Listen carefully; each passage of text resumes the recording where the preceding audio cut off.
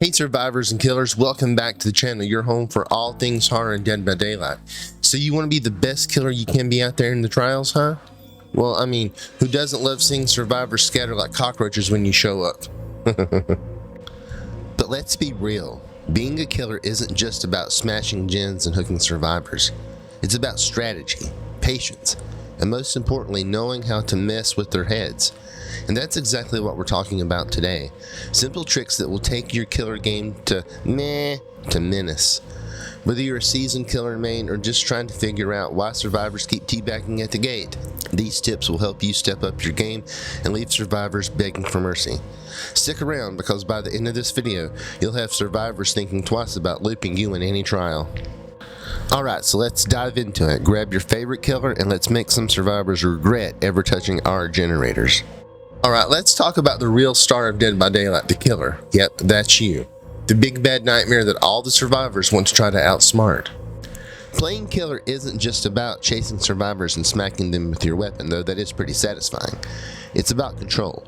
You're the one running the trial, deciding how the game plays out, ideally. Survivors can be sneaky and work together, but you're a one-person army with a very clear job. Hunt them down and stop those generators and sacrifice the survivors to the entity. Now here's the thing, being a killer isn't easy. You're outnumbered 4-1, and those survivors, they've got tools, perks, and strategies to slow you down. But don't let that freak you out. With the right mindset, you'll be in control, not them. When you play killer, you need to think like a predator. Be patient, observant, and don't let the frustration get to you. Survivors will try to bait you and loop you and distract you. Your job is to stay focused on the ultimate goal, apply pressure, and make smart decisions. Don't let anyone escape. The best killers know how to get inside the survivors' heads, and that's what we're gearing up for. With these tips and tricks, you're going to learn how to be smarter, faster, and way more terrifying. So let's break it all down and make you the killer survivors fear to face. Alright, let's talk about one of the most important skills every killer needs, map awareness. Seriously, if you don't know the map, you're just going to be running around in circles while survivors pop gens, and we don't want that, do we? Here's the deal, patrolling efficiently is the key. At the start of the game, don't just wander around aimlessly. Move between generators in a way that keeps you covering as much ground as possible. Think of it as making a triangle or a circle. Hit the gens closer together so that you're always close to the action. The goal is to keep the survivors feeling the pressure and stop them from getting too much progress. Next, pay attention to key areas. These are the strong loops, jungle gyms, and windows survivors love to use against you. If you know these spots, you can plan how to chase smarter and avoid wasting time. And don't forget about the basement hooks, or the dead zones. You want to know where the dead zones are. Those are your worst enemies when it comes to locking survivors down. Lastly, cutting off escape route is a total game changer. If you know a survivor is heading for a window or pallet, take the longer route to cut them off blindly instead of chasing. Force them to make mistakes, and suddenly they're the ones panicking, not you. So remember, learn the map, patrol smart, and think one step ahead. When you do that, you're not just playing the game, you're owning it. Alright, let's get into the fun stuff. Mind games. Being a killer isn't just about brute force, it's about messing with their survivors' heads. If you can outsmart them, you will have them running straight into your trap before they even realize what's happening. Let's talk about feints. That's when you fake one move but actually do something else. For example, pretend you're about to break a pallet, but instead you quickly move around it. Survivors love to wait and see what you're going to do. Another good one is pretend like you're going to pick someone up when they're on the ground, and then go after the survivor with a flashlight who's waiting to flashlight you. Survivors love to wait and see what you're going to do, so give them a show, and then surprise them. Another classic is faking a chase. Make it seem like you're going after one survivor, then double back and catch someone else off guard. It's all about keeping them guessing. Now, let's talk about windows and loops. Survivors think they're so clever running you around the same spot over and over, but here's the trick. Don't just follow them. Try moonwalking. Yeah, moonwalking. Walk it backwards so that it looks like you're leaving, but really you're setting up for a sneaky attack. When they hop through the window thinking they're safe, bam, you're already there. The goal is to stay unpredictable. Survivors thrive on patterns, so when you break those patterns, they won't know what to do. So keep them guessing. Stay one step ahead, and remember, the best killers aren't just scary, they're smart. Alright, let's talk perks, those magical little boosts that can turn you into an absolute nightmare out in the fog. Perks can make or break your matches, and when you use the right ones together, oh man, you feel like an unstoppable machine. So let's break it down, the best killer perks and how to use them like a pro. An oldie but a goodie is Pop Goes the Weasel. After you hook a survivor, you can kick a gen and knock a huge chunk of progress off. Pair that with Deadlock, which blocks the gen with the most progress for a bit when another gets completed. Now you're slowing the game down and keeping survivors busy. Another must-have is something to track survivors with. Barbecue and Chili is a fan favorite perk. It shows you where survivors are after you hook a survivor. As long as they're far enough away, they're not like, I think it's if they're not in your tear radius, or maybe not so many meters away. So you can jump right back into the action. If you combine that with discordance, which highlights gens that have two or more survivors working on them, you can always know where to go next. Now let's talk about pressure. Hex Ruin is an amazing early game perk because it automatically regresses gens when they're busy chasing.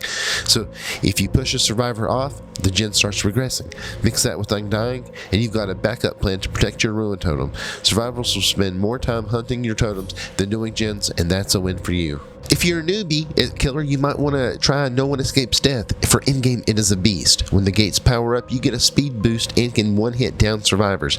Pair that with Blood Warden, and any survivor who thought they were safe and ready to teabag you at the exit gate is now trapped and helpless. It's a chef's kiss moment every time. So here's the key. Pick perks that fit your playstyle. Want to slow the game down? Use gen defense. Want to be aggressive? Go for tracking and chase perks. And don't be afraid to experiment. Mix and match your perks. Sometimes the craziest combinations can lead to the best results. Alright, go equip those perks and start dominating. Let's talk about time management, one of the most important parts of being a killer. In Dead by Daylight, time is everything. Every second you waste is a second the survivors are using to fix generators or heal each other or set up the escape.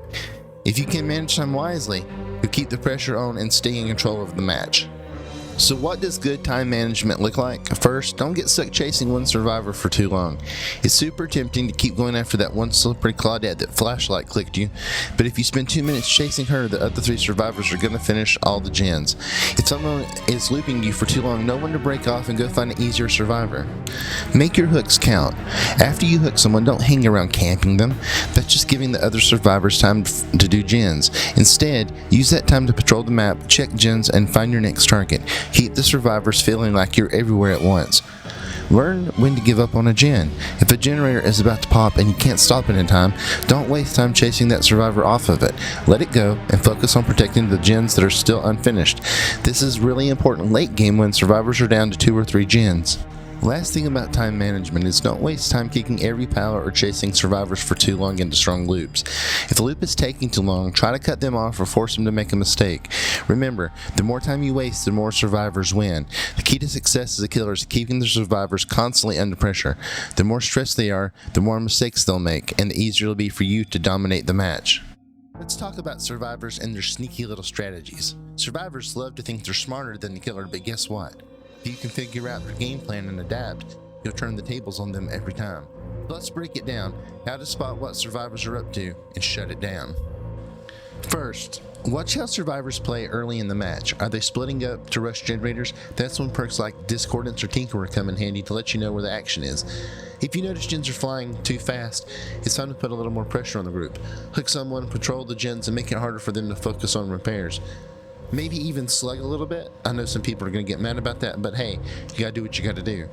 Now, some survivors like to stick together and play super altruistic.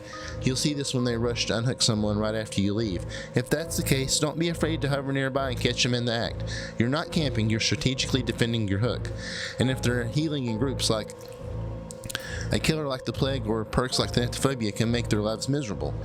Then there are the loopers, the ones who think they're pros at running you around pallets and windows. If you see someone trying to loop you, don't chase blindly. Instead, use mind games like moonwalking or faking a vault outright to outsmart them. And remember, if a chase is taking too long, it's okay to drop it and go after someone else. They'll think they outplayed you, but really, you're just staying efficient. Finally, watch out for in-game plans. Survivors love to hide near the gates or bait you into a chase while the others escape. If you suspect this, patrol the gates and don't commit to a chase unless you know it's worth it. Perks like Noed and Blood Warden can really ruin their game in the in-game. The key here, stay flexible. Survivors will always try new strategies, but if you try to stay sharp and adapt, they'll never see you coming. You've got this. Alright, let's talk add-ons. These little extras can make a huge difference in how you play as a killer. Add-ons are like the secret sauce. They boost your powers and give you a serious edge if you use them right. So, Let's break down how to pick the best ones and how to use them to dominate. First off, every killer has their own unique set of add-ons, and they're designed to make their abilities even better. For example, if you're playing the nurse, you got an add-on like the pink flannel to help you see where your blink is going. Great practice, right? Then there's also the torn bookmark, which adds an extra blink but makes you slower. Add-ons like this are all about balancing risk and reward. Now let's look at the huntress. Her add-ons can change the way you throw hatchets. Iridescent Head lets you down survivors with one hit, but you only get one hatchet at a time. It's high risk, high reward. But if you got good aim, it can completely change the game. I don't. Pair it with Deer Lungs to throw your hatchets faster, and survivors won't know what hit them. For killers like the Trapper, add-ons can help you control the map. The Trapper bag lets you carry more traps, while Tar Bottle makes the traps harder to see. Combine these and survivors will be stepping into your traps all match long. The best part about add-ons is experimenting, so don't be afraid to mix and match them and see what works for you. Sometimes the most unexpected combos can give you the upper hand. So, load up on those add-ons, get creative, and let's make survivors regret queuing up. Alright, let's be real. Playing killer can be stressful. There's a lot going on. Survivors are popping gens, looping you like crazy, and trying to make you feel like you're losing control. But here's the thing. Staying calm under pressure is your secret weapon. Let's talk about how to keep your cool and make smart moves even when things get intense. First off, remember, it's just a game. I know, it's easier said than done, especially when survivors are teabagging every drop pallet, but stressing only makes it harder to focus. Take a deep breath and remind yourself that in every match is a learning experience. Whether you win or lose, you're getting better. When the pressure is on, try to slow down your thoughts. It's easy to panic and start making random decisions like chasing the wrong survivor or kicking a gen you didn't need to. Instead, pause for a second and think, what's the best move right now? Should I protect this gen? Should I patrol another? Go for the unhooker instead of the person I'm chasing? Staying calm helps you make those smart and strategic calls. Another tip, don't let survivors get in your head. They'll try to bait you, flashlight blind you, loop you endlessly. If someone's wasting your time, just walk away. You're in control, not them. Shifting your focus to someone else keeps the pressure on the team and makes them second guess their plan. Also, manage your energy and your mental health. If you're feeling tired after a bad chase or a miss swing, just take a moment to reset. Hook someone, patrol a gen, break a pallet to get back in your groove. You're not going to catch everyone every time, and that's okay. Finally, celebrate the little wins. Got a survivor on the hook? Good job. Played a gen? Nice work. Those small victories add up, and they'll keep you feeling positive even in a tough match. The more you practice staying calm, the more confident you'll feel, even in the craziest situations. So keep your head in the game, and remember, a calm killer is a scary killer. Alright, let's do a quick recap. We covered a ton of killer tricks today. From mastering mind games and keeping survivors on their toes, to using the best perks and add-ons, and even staying calm under pressure. Remember, success as a killer isn't just about chasing people down, it's about strategy, time management, and outsmarting the pesky survivors. But here's the deal. None of these steps are going to make you perfect overnight.